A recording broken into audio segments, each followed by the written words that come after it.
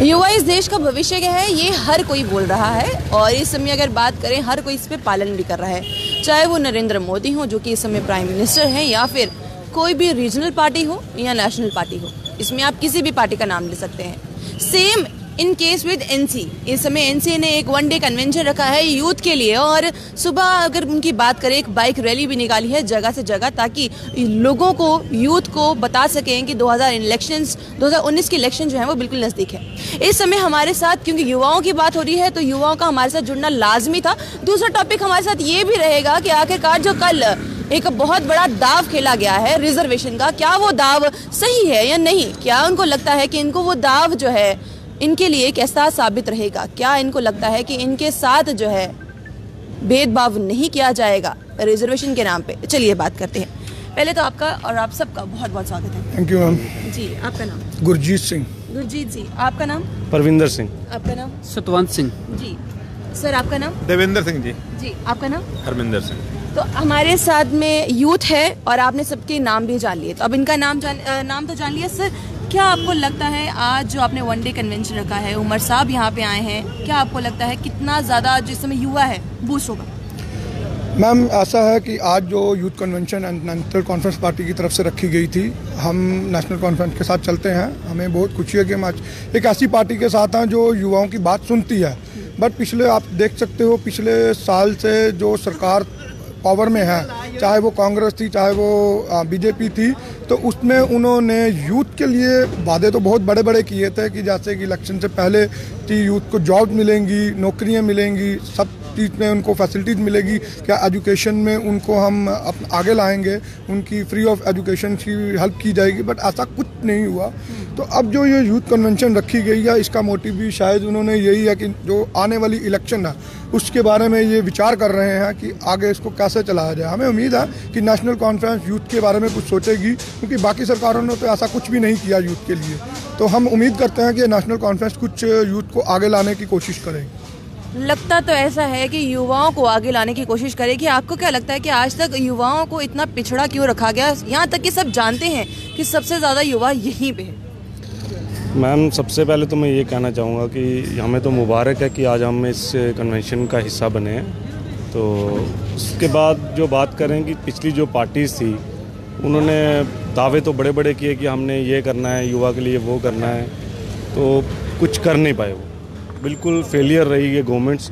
और उसके जो अपोजिट उन्होंने किया वो ये किया कि आज मैं जिस इलाके से बिलोंग करता हूँ, चट्ठा फार्म नाम है उसका, और हमारे इलाके में आज युवा तो खेल और उसकी रुझान से बहुत दूर, हालांकि यहाँ के हमारे घर घर में आज जो नशे बांटे जा रहे हैं इस गवर्नमेंट की तरफ से, आप जाके वहाँ पे पता करिए कौन सी ऐसी गवर्नमेंट है। ये मैं आपकी बात काट रही हूँ, उसके लिए मैं क्षमा चाहूंगी, पर मैं यही चीज़ पूछना चाहूंगी। आप ये बात कर रहे हैं, ये बहुत बड़ी बात है। कौन सी ऐसी गवर्नमेंट है जो खुद आती है और नशे बांटती है?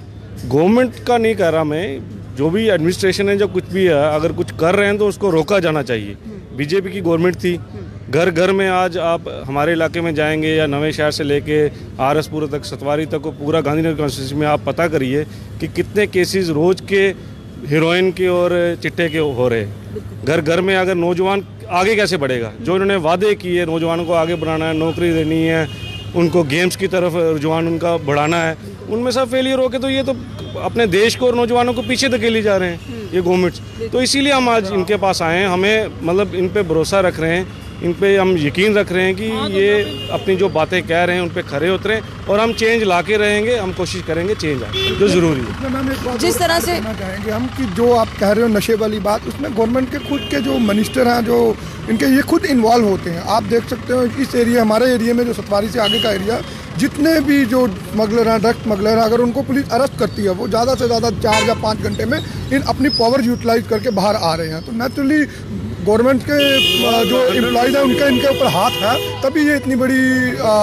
पावर से बाहर आ जाते हैं। वरना जिस इंसान के पास अगर 50 ग्राम या 100 ग्राम हीरोइन पकड़ी हो और वो 4 घंटे में बाहर आ जाए, ये तो हमारी जे.एंड.के पुलिस के ऊपर बहुत शर्मनाक बात होगी कि इनको इस चीज़ के ऊपर से आगे आना चाहिए और पॉलिटिशियन को पीछे रखकर अपना जो काम है वो करना चाहिए। बहुत बढ़िया बात की। कहीं ना कहीं हम बात करते हैं कि गवर्नमेंट कहीं भी इन्वॉल्व नहीं होती, लोग आते हैं, लोग ड्रग्स स्मगलिंग करते हैं, उसके बाद निकल जाते हैं। कुछ चुनिंदा लोगों को पकड़ भी लेती है, पर आखिरकार फिर वो 4 घंटे में निकल जाते हैं। या ये एक अचंभे वाली बात नहीं है कि 4 घंटे में एक हीरोइन जो स्मगलर है या ड्रग स्मगलर है वो आराम से बाहर आता है। और अगर बात करें बेटी बचाओ बेटी पढ़ाओ अभियान की या फिर करें स्वच्छ भारत अभियान की, इसलिए इतने फेमस हो गए क्योंकि इसकी एडवर्टीजमेंट बहुत ज़्यादा हुई।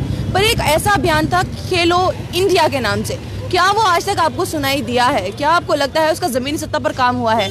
ब्रिक्स के अगेंस्ट ही ये बनाया गया था, पर अभी तक कहीं भी नज़र नहीं आया। क्या आपको लगता है कि खेलो इंडिया का नाम क्यों अभी तक जो है वो नज़र नहीं आया? मैम, जो मुझे लगता है कि जो पार्टीज़ जो अभी सरकार में है वो ऐसी है कि ऊंची दुकान और फीका पकवान। इन्होंने वादे तो बड़े बड़े किए लेकिन इन्होंने पूरा कोई नहीं किया। I am a research scholar, jobs नहीं हैं। पीएचडी करके अभी इनका 2021 का प्लान है कि जो पीएचडी करेगा वही कॉलेजेस में अपॉइंट होगा।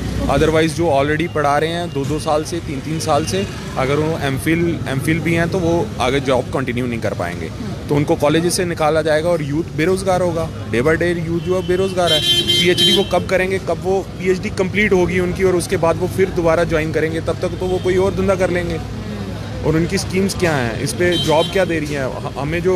जो कंट्रेक्चुअल जॉब पे जो हमें मिलता है वो जम्मू में बहुत कम है। अगर एज़ कम्पेयर टू हम दिल्ली में देखें तो वहाँ वो 74,000 देते हैं कंट्रेक्चुअल को, यहाँ 18,000, अब हुआ है 28,000। तो ये तो पूरा देखना पड़ेगा कि स्टेट जो है जॉब्स तो दे नहीं रही है। स्टेट्स जॉब नहीं दे रही। और अगर हम बात करें युवाओं की, तो युवाओं में इतना रोष भरा हुआ है कि अगर उनको एक प्लेटफॉर्म दे दिया जाए तो वो अपनी दिल की भड़ास जो है वो इस तरह से निकालेंगे, शायद संभालनी जितनी भी सरकार है उनके लिए मुश्किल हो जाएगी। हमारे साथ और भी लोग जुड़े हैं। सर, जिस तरह से यहाँ पे बात करें दावे वादे हर इस समय जितने भी हमसे बातें सबने किया, क्या आपको लगता है क्यों ऐसे दावे वादे करते हैं और उसके बाद मुकर जाते हैं, अपनी बात नहीं रखते हैं? क्या सिर्फ ये वोट बैंक पॉलिसी होती है? देखिए मैम, मसला ये है कि जो युवा जो है वो हर सोसाइटी की बैकबोन होती है, इसमें कोई शक नहीं है। पर हमेशा ही युवाओं का जो है ना वो इस्तेमाल गलत तरीके से किया जाता है।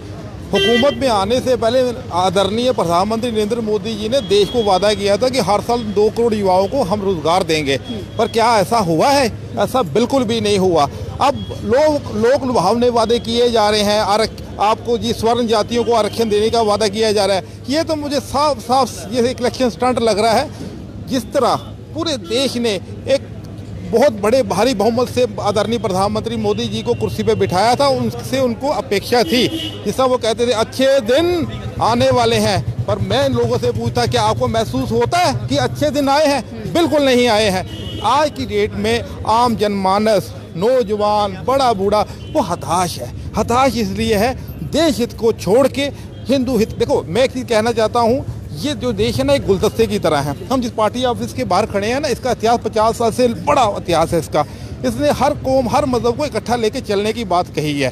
तो हम दिल्ली की हुकूमत जो भी बैठती है, हम उनसे ये कहते हैं कि धार्मिक भावनाओं को साथ लेके चलो, सबको साथ लेके चले, खाली हिंदू हित की बात ना करें। इस समय आपकी पार्टी को छोड़ के, अगर जिस तरह से आप बात कर रहे हैं, इस समय क्या जो सेंट्रल गवर्नमेंट है वो इस समय धार्मिक भावनाओं को छोड़ बैठी है? क्या वो धार्मिक भावनाओं का जो इस्तेमाल है अपनी वोट बैंक पॉलिसी के लिए नहीं कर रही है? मैडम जी, ये आप बिल्कुल क्लियर सी बात है, आपने अपने सवाल का जवाब खुद दे दिया है कि वो धार्मिक भावनाओं का इस्तेमाल बिल्कुल बाइज़ात कर रही है। वो हिंदू हित की बात करते हैं बाइज़ात छोड़ के कि हम देश हित की बात करें। ये देश गुलदस्ते की तरह है, यहाँ पर हर धर्म हर वर्ग का व्यक्ति रहता है। तो मेरी आदरणीय प्रधानमंत्री नरेंद्र मोदी जी से अपील है आपके द्वारा कि ये देश में जो हर नागरिक को एक समान देखें। यहाँ पर देश हित की बात करते हुए सबके साथ सबके विकास के नारे को प्रगाढ़ करते हुए देश को आगे लेके जाए। इसी शब्दों के साथ मैं आपसे इजाज़त लेता हूँ। धन्यवाद।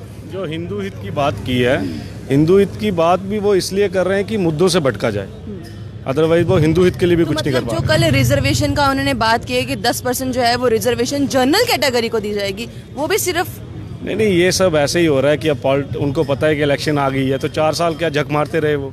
अब इलेक्शन आ गई तो आज 16 रुपये पेट्रोल नीचे आ रहा है, डीजल नीचे आ रहा है, आज उनको रिजर्वेशन मिल रही है, कल को और कुछ मिलेगा। तो अब ये जनता इतनी बेवकूफ़ नहीं है, यूथ अब समझदार हो गया है वो अब इन दिलों से इनके जो वादे हैं, झूठे वादे, उनमें नहीं फंसने वाली जनता अपना जवाब वो देगी। वादों में फंसने वाला नहीं है। इस समय अगर हम बात करें जम्मू में, तो जम्मू का यूथ फंसने वाला नहीं है। रिजर्वेशन की बात दोबारा आपसे करते हैं, क्या आपको लगता है जो रिजर्वेशन है वो क्यों की गई एंड मौके पे? क्योंकि 2019 तो अब स्टार्ट हो ही चुका है, बहुत पहले आए थे तो बहुत पहले ही अगर स्टेप उठाना था तो उठा सकते थे। मैम, ये रिजर्वेशन एक पॉलिटिकल स्टंट है। सबसे पहले मैं आपको ये बताना चाहता हूँ, हमारे जम्मू के एक स्टूडेंट है, उन्होंने एंट्रेंस निकाला है लॉ में, वो जनरल कैटेगरी से बिलोंग करता है, उसको फिर भी पेमेंट सीट भी नहीं दी गई। ये जम्मू यूनिवर्सिटी की बात कर रहे हैं हम। तो सबसे बड़ी चीज़ है कि जो बच्चे हमारे एंट्रेंस निकाल के इंटेलिजेंट बच्चे हैं, जो लॉ में गवर्नमेंट के खर्चे पे पढ़ना चाहते हैं, उनको भी गवर्नमेंट पेमेंट सीट दे रही है। वो एनसी पार्टी के वाइस प्रेसिडेंट हैं NCSU के। हम अपील करते हैं गवर्नमेंट से कि ये चीज़ें ख़त्म करनी चाहिए। वो सबसे बड़ी बात है जो आप कह रहे हो जनरल कैटेगरी, ये अगर चाहते तो नरेंद्र मोदी जी 2014 में भी कर सकते थे। अगर उन्होंने ये स्टंट ही खेलना था, आप देख सकते हो कि 1005 रुपये का उन्होंने सिलेंडर किया था। अब इलेक्शन आ रही हैं तो उन्होंने कल सिलेंडर का जो कीमत है 751 आ चुकी है, 751 रुपये। और सब्सिडी भी खत्म कर दी उन्होंने, कहा जो एक्चुअल रेट था मैं उसी रेट पे दूंगा। तो फिर 4 साल ये बेवकूफ़ क्यों बनाया गया लोगों को कि सब्सिडी के नाम से? और मेरे ख्याल से मेरे को खुद 4 साल से सब्सिडी सिर्फ 2 बार आई है, तो बाकी की पता नहीं कहाँ गई। आज भी वो जाते हैं, वो कहते हैं मिनिस्ट्री से आती है, तो वो पता नहीं कौन सी मिनिस्ट्री है जो ये पैसा खा गया। ठीक है, हम वो बात नहीं करते, मगर जनरल कैटेगरी में ये आता है कि अब जो यूथ के सेंटिमेंट्स के साथ खेला जा रहा है। मैं आपको ये भी गारंटी देता हूँ कि ये इलेक्शन के बाद जनरल कैटेगरी को 10% छोड़ के 1% भी नहीं चांस दिया जाएगा। हम यही चाहते हैं कि जो हमारे पढ़ने लिखने वाले बच्चे हैं, मेरे ख्याल से मेरे घर में अगर मैं 2 टाइम का खाना खा सकता हूँ ना, तो मेरे को पढ़ने के लिए अगर मेरे पास पैसे नहीं हैं तो मुझे वो सीट मिल भी नहीं सकती, क्योंकि मेरे से ऊपर जो बैठे हैं आरक्षण के नाम पे। रिजर्वेशन का आपको कोई भी लाभ कोई नहीं मैम, बिल्कुल नहीं। हम आपको बोल रहे हैं, मैंने आपको एक एग्जांपल हमारी जम्मू यूनिवर्सिटी की दे दी है जो मेरे खुद के सामने है, और उस केस के लिए मैं खुद वाइस चांसलर जी से मिला था जाकर। उन्होंने ये कहा था कि कुछ टाइम दे दीजिए, हमारे आगे जो सीट्स हैं अगर वो नहीं आगे आएंगी तो हम लड़के को आगे एंट्रेंस में क्लियर हो चुका है, इसको हम गवर्नमेंट की तरफ से ये सीट देंगे। बट उस सीट ख़त्म होने के बावजूद भी, 2 सीट खाली रहने के बावजूद भी हमारे उस बच्चे को उन्होंने नहीं दिया। वो मिडिल क्लास फैमिली से बिलोंग करता है, जनरल कैटेगरी से, और वहाँ पर जो सीट मिली, अगर आप चाहो तो मैं आपको रिकॉर्ड भी दे सकता हूँ, वो भी SC कैटेगरी में ही गई है वो सीट। तो उसमें हमारे जो स्टाफ्स हैं, जो हमारे मिनिस्टर्स हैं, उनकी सिफारिश हैं, ये बहुत मैटर करती हैं कि जब तक ये बैठे हुए हैं जनरल कैटेगरी को कोई भी लाभ नहीं। अब यहाँ पे क्योंकि हम रिजर्वेशन की बात कर रहे हैं, तो शायद कुछ और पक्ष होंगे जो हमारे खिलाफ भी जा सकते हैं। अब हम उस बारे में बात करते हैं, क्योंकि ज़्यादा समय भी हमने आपका ले लिया है। ये बात करते हैं कि रिजर्वेशन जनरल कैटेगरी को अगर नहीं मिलती, अगर हम बात करते हैं किसी को भी नहीं, क्या आपको लगता है कि सबको रिजर्वेशन मिलनी चाहिए या सबको नहीं मिलनी चाहिए? क्योंकि किसी एक पर्टिकुलर सोसाइटी को छोड़ देना वो भी गलत है, और किसी एक पर्टिकुलर सोसाइटी को इतना ज़्यादा एडवांटेज दे देना वो भी गलत है, आपके अनुसार? देखिए मैम, बात ऐसी है, भारत देश में सबसे बड़ी बात यह है कि सबको एक जैसा समानता मिली है। अगर आरक्षण किसी एक के लिए नहीं होना चाहिए, कैटेगरी किसी एक के लिए नहीं होना चाहिए। अगर आप ये चाहते हो कि SC को कैटेगरी को अगर ये चीज़ मिलती है कि एक रिजर्वेशन दी हुई है, तो फिर उनके आगे उनके बच्चे भी उस चीज़ का बेनिफिट ले रहे हैं, उनके बच्चे भी उस चीज़ का बेनिफिट ले रहे हैं। तो इसी हिसाब से जनरल कैटेगरी को तो कभी ये मौका मिलेगा भी नहीं कि आगे आने का। तो हमारे हिसाब से ये जो भेदभाव है, ये या तो किसी को ना दें, तो या तो ये ऐसा होना चाहिए कि सबके लिए होना चाहिए। जो अपना हमारा जो मेरे जो अपनी पर्सनल थिंकिंग है कि ये कुछ ईयर्स के लिए होना चाहिए। अगर एक समाज कुछ पिछड़ा है तो कुछ साल के लिए, 10 साल के लिए, 20 साल के लिए उस समाज को ऊपर बराबर का हिस्सेदार बनाने के लिए कुछ साल के लिए रखनी चाहिए। ये नहीं को छोड़ देना चाहिए, बट ये नहीं होना चाहिए कि सदा के लिए आप एक रिजर्वेशन उनके लिए बना दो कि वो हमेशा के लिए 100 साल की 200 साल के लिए वो उस पर स्टेबल रहें। ऐसा नहीं होना चाहिए। बहुत बहुत शुक्रिया आप दोनों काम से और सब काम से बात करने के लिए। तो कहीं ना कहीं इस समय हम NC ऑफिस के बाहर खड़े थे और युवाओं से बात कर रहे थे, क्योंकि युवा, जिस तरह से मैंने बीच में भी बात की, जब युवा बोलने पे आते हैं तो कुछ ऐसी बातें बोल जाते हैं शायद किसी ने सोची भी नहीं होती। इस समय सब्सिडी की बात की, पेट्रोल की बात की। अभी हमारा ये टॉपिक था भी नहीं, बट उन्होंने फिर भी लाया क्योंकि उनको लगता था कि ये टॉपिक भी सिर्फ इसीलिए लाया गया है, ये इनको भी इसलिए उठाया गया है क्योंकि अब जो है वो पॉलिसीज़ खेली जाएंगी, वोट बैंक जो है अपने बढ़ाए जाएंगे ताकि वो लोग दोबारा सत्ता में आ सके। तो इस समय तो यही देखने वाली बात रहेगी कि क्या सत्ता में आने के लिए ये सिर्फ स्टंट ही खेलते रहेंगे या सच्ची में कुछ युवाओं के लिए, कुछ आम जनता के लिए कार्य भी करेंगे। आप लोग जुड़े रहिए हमारे साथ ऐसे ही, क्योंकि आज का पूरा दिन हम इसी टॉपिक पे बात करेंगे और हमारे कुछ सहयोगी और भी आपके लिए कुछ डिफरेंट लेके आने वाले हैं। तो उसके लिए आपको जुड़े रहना पड़ेगा जेके न्यूज़ पॉइंट के साथ। अभी तक के लिए सिर्फ इतना ही। मुझे और कैमरामैन अनिल जी को दीजिए इजाज़त। देखते रहिए जेके न्यूज़ पॉइंट। नमस्कार।